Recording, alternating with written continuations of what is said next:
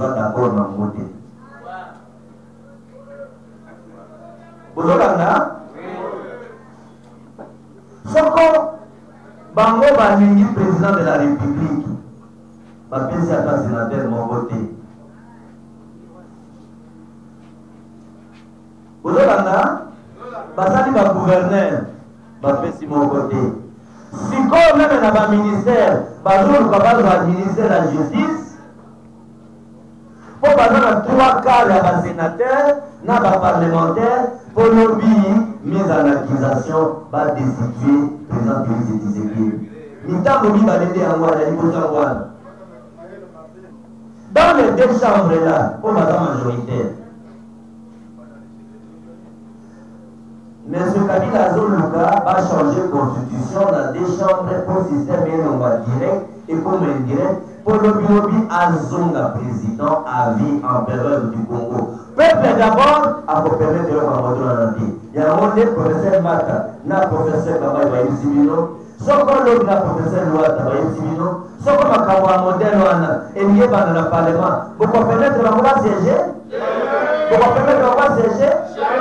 Et la Congo ya ba parlementaire on va siéger parce que va atteindre déjà nombre ya ba parlementaire oyo va changer constitution va besoin na référendum. Donc pendant les années les ça responsabilité à moto ça y awa lelo yoka que tango na y awa lelo na bima na ile mususu il faut na bondela mboka.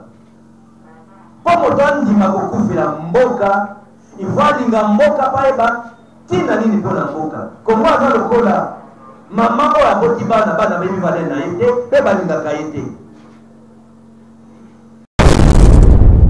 Congo France biso na bango bango na biso na bango ekara molai France.com site ya kolo masolo ya danger masolo ya kitoko CongoFrance.com. Banadia Congo France, oui madame na kati ya tranche ya minoto sola ko etali politique ya mboka Congo lelo toza awa na MLP o toyebi parti mouvement lumumbiste le bakosa lelo conférence et débat sur thème na bango bapesi le peuple d'abord, vision pour la République. Oh le long de Babato Mayelo, la constitution Mboka Congo, le roi prof André Mbata, prof Loata, Bazamwa et prof Boacha, Bangonde Bakolo Balelo. Mais à part Wana, Binoboko Tunanga Borolo Mama, pourquoi le peuple d'abord? Le peuple d'abord, ils ont ce slogan oh yo, il faut tout ça les langues.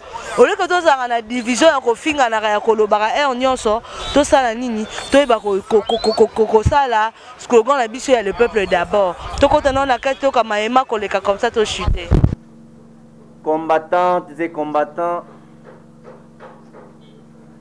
les cadres du MLP, les différents invités à vos titres et qualités, observez. Ça ne donne pas?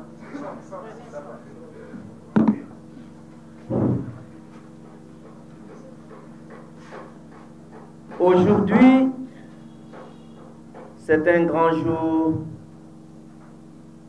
où nous avons estimé au sein du mouvement partager avec vous, les combattants et cadres du parti, dans les cadres de l'école idéologique et Patrice Emery Lumumba, inviter quelques savants congolais pour nous entretenir au sujet d'un thème principal: le peuple d'abord. Vision pour la République. Et c'est en commémoration du 50e anniversaire de notre pays à l'indépendance.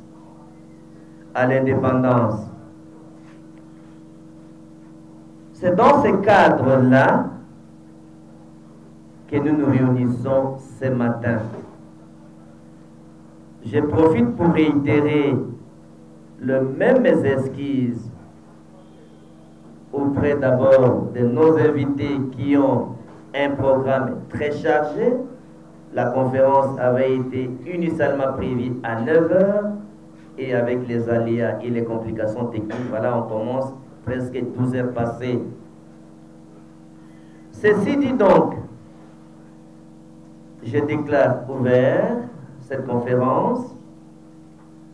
J'invite tout le monde à suivre avec beaucoup de lucidité, beaucoup d'intention, parce qu'en fait, c'est qu'en 9 ans après l'indépendance, quelle est la vision? Le peuple d'abord. Est-ce que c'est une interpellation? Mais dans l'intitulé, on nous dit vision pour la République. Est-ce que uniquement ça concerne les gouvernants? Est-ce que ça concerne également vous combattants, les peuples, par rapport à ceux qui dirigent?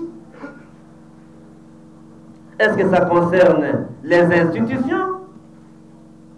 Est-ce que ça concerne la moralité? Est-ce que c'est un combat contre la corruption? Vision pour la République. Alors, on a choisi quelques thèmes dont la maman qui va faire la modération a déjà dit qu'ils vont intervenir ce matin. Vous avez bien entendu besoin d'écouter nos invités ce matin par rapport au peuple d'abord. Est-ce que c'est un slogan simple? Quel est le contenu du peuple d'abord? Parce que nous les définissons comme une vision pour la République. Est-ce que c'est réellement le peuple qui est au cœur de la préoccupation? Est-ce que le peuple doit trouver la réponse à tout? Est-ce que le centre d'intérêt réellement le peuple? Comment? Est-ce que le peuple prend conscience de lui-même aussi? Voilà, c'est une petite introduction. Comme c'est une conférence, ce n'est pas un discours politique, je remets la parole à la maman qui fait la modération pour qu'on aille tout droit au but. Merci.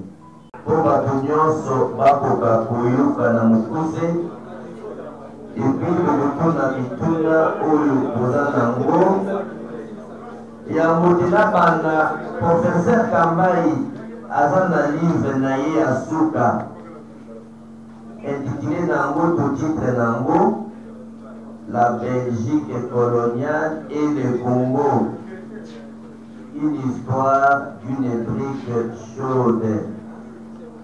Akotikela biso yango awa azoteka na $30 oyo aza na mbongo sikoyo akosomba yango, oyo aza na mbongo te akotika lo important bato bakoya na cabinet ya professeur Lwata mpona kosomba yango livre yango oyo publication na ye ya suka yango oyo. Alors makambo oyo elobami na français awa makambo etali terme ya peuple d'abord olandi bango nyonso misato lokola eleki tosengi na intervenant ya suka mpo bato bayaki banda ntongo te kobanda conférence en retard tosengi na intervenant ya suka aya na occasion mosusu tokosala conférence mosusu mpona modification etali cour constitutionnel na seni tokosala conférence koloba mpona yango. Donc moto akinterveni lisusu aza te okotuna kaka mituna mpe toclotire bato bazongi eloko nini elobami awa yango te kotuna mituna eyala oyo akotuna na français to na lingala. 1. Peuple d'abord ezali vision mpona mboka ezali devise ya parti politique te, ezali programme politique, ezali projet politique. Ebandaki na Simon Kimbango, Lumumba, Tshisekedi, Mosé Kabila, Franck Diongo et les autres. Cela s'est référé na professeur Oyo Azali, spécialiste d'histoire de la mentalité, Bongo na Bongo. Père Félix Tshisekedi aza pe na nzela yango parce que aza na ligne na biso. Pe professeur Mbata ayebisi bino eloko ya motuya. Peuple d'abord.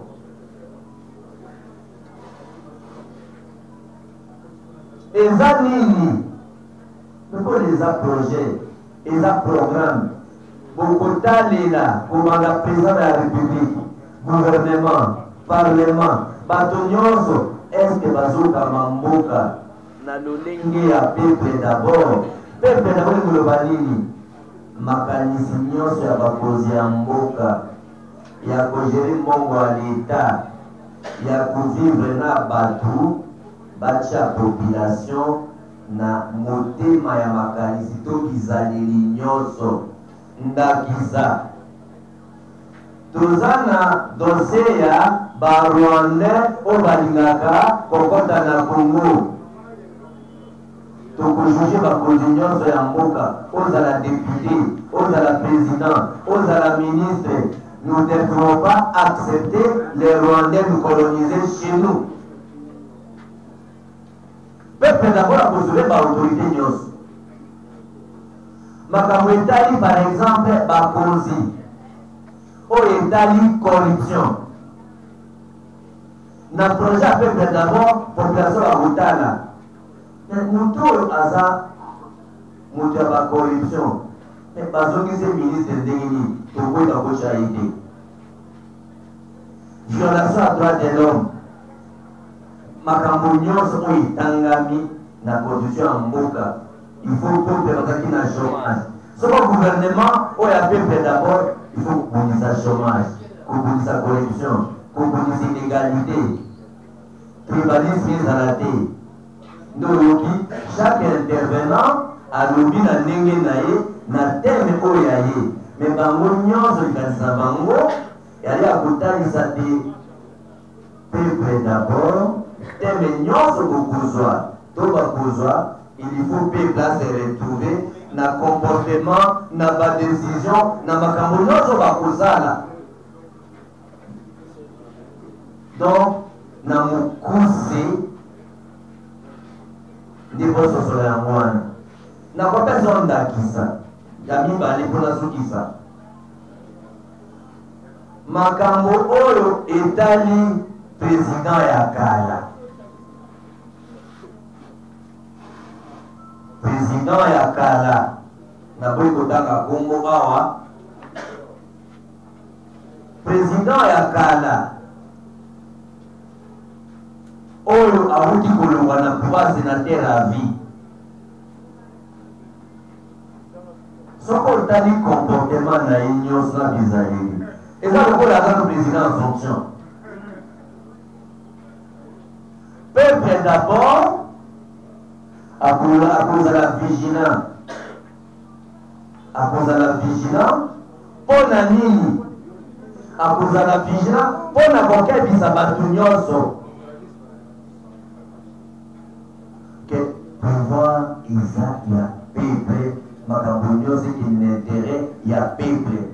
Professeur Awambata Isimino makambo na yebisaki bino le 2 avril. Il n'y a qu'un seul président.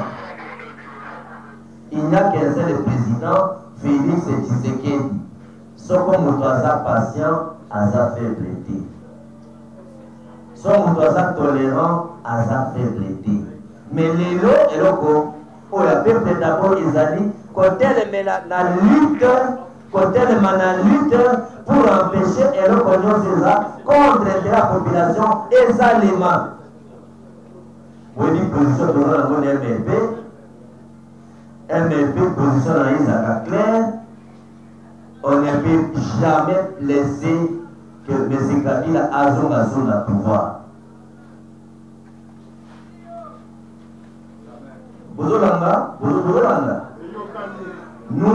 Nous sommes un parti. Na awa na salo tozali. Ba bombarda biso awa. Ba kufa ebele. Le 19 septembre, nous avons perdu 12 combattants. Tout le monde bureau nous a réflexionné. Nana bombardé un combattant Kabila te. Et ça va Kabila te. Et ça va Kabila te. Donc, biso tous la position claire. Toujours soutenir le président de la République, mais en mettant le mariage la Kabila, biso tous d'accord dans le côté. Bonjour Langa. Soko Bango Balingi, président de la République, Bapesi à sénateur mon côté. Bonjour Langa. Basali ba gouverneur, Bapesi mon côté. Si comme même dans le ministère, Bazour capable d'administrer la justice, pour avoir 3 quarts de sénateur, n'a pas parlementaire, pour lobby, mise en accusation, va destituer le président Félix Tshisekedi. Mita Bobi va l'aider à moi, il y a mis balé. Parce que ça va être à la base, pour nous monter ma moko. Pourquoi il disait ministre de la justice là? Vous avez parce que le ministre de la justice, Kabila a dit ministre de la justice pour destituer Félix Tshisekedi président, pas dans le pouvoir de la décharge. Peuple d'abord, à continuer par modèle en Inde. Vous voyez? Il y a mis balé. Dans les 2 chambres là, pour madame majoritaire. Mais ce Kabila Zoluka va changer la constitution dans 2 chambres pour le système direct et comme indirect pour le lobby Azonga président à vie en période du Congo. Peuple d'abord, à vous permettre de faire il y a un professeur Mata, na professeur Kabay Baye Simino, Soko Lobby na professeur Louata Baye Simino, Soko Makawa modèle Wana, et lié dans le Parlement. Vous permettre de la siéger? Vous permettre de la siéger? Et la Congo, il y a pas parlementaire, on va siéger parce que va atteindre déjà nombre de parlementaires va changer la constitution va besoin d'un référendum. Donc, biso tous va garder un temps. Dans le devoir, il y a Kouyou Sabino, na Lingala, Makambo français, Balobi Nabino. Peuple d'abord, ils ont responsabilité à citoyen par rapport à Nabakozi, Babouka, ce qui est intérêt en Mouka, ils ont par rapport à Binomoko, pour la responsabilité, pour la coagir, pour l'intérêt d'ailleurs, sans nous appeler sur un côté, pour la lutte. Des mamans bien, l'aide à l'action, à la responsabilité. Les professeurs Mataï Simino, il faut une lutte permanente pour vendre la tête, pour la Bangui, il faut veiller pour l'intérêt Yamboka. Donc, conférence Oyo, Isaïa Kofungola. Mitema, Mitou, Bongo avant Namboka, pour aller non, pouvoir et ça peuple. Peuple là pour guider Mboka et ça pour Kenda. Pour l'intérêt na Elobi, à se retrouver dans Ngo. Baptême les ébélés, tout à l'heure, Moukolomoussou sur la RLiki. Voilà, Tina, il y a résumé na Lingala, Oyo, Bandego, Oyo, Basali. Awa. Tous dans la position Moko. Pour défendre l'intérêt en Moka, pour défendre l'intérêt à Congolais, des peuples d'abord. C'est ça. Des professeurs Mata Loubakayawa. Président de la République. Bissono sur la Congolais. Et dans la conférence. Et dans la télévision. Et dans la radio, et dans la solo. Tous ont l'obligation pour rappeler le président Félix. Papa Lobaki, peuple d'abord. peuple avait dit que décision au Lingozwa, est-ce que le peuple a la carte? Bizarre Osali, est-ce que le peuple a la carte? Manobo Yolobi, est-ce que le peuple a la carte? Et ça, responsabilité dans Bisso. Et ça, parce qu'on va colocar la tête au Lugambon Moté. Et ça, intérêt national. Le professeur Kambaï a expliqué au Italie, le discours est à la machine en 1960. Où il y a le l'intérêt à Mouk. Le professeur Loata Epsibino, t'as l'air que comme Moka, tribalisme, corruption, injustice, bizarre Yamabe, des amis qui faillite à élite, donc on va t'engager mazouité, pas comme Moka dans bizarre Yamabe.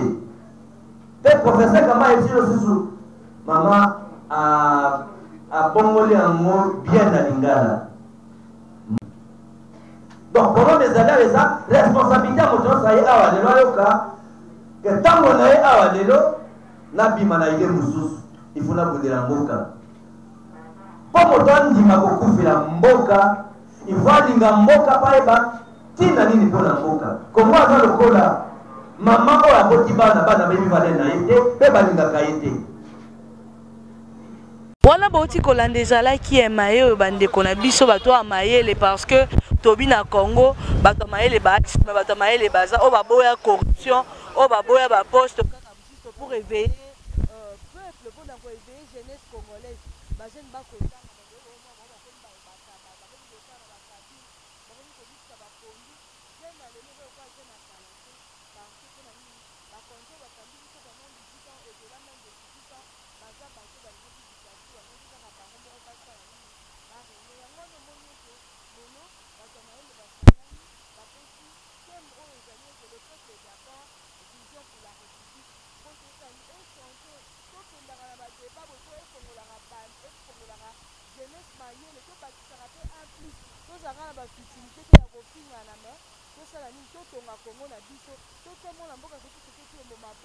pendant 5 ans et à la correcte et à la incorrecte.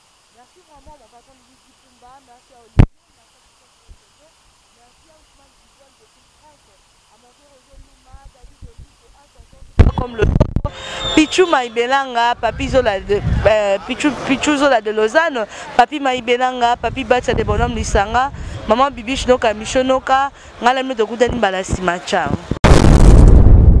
Congo France Isona bango bango na biso isona bango ekara molai France.com site ya solo masolo ya danger masolo ya kitoko Congo France.com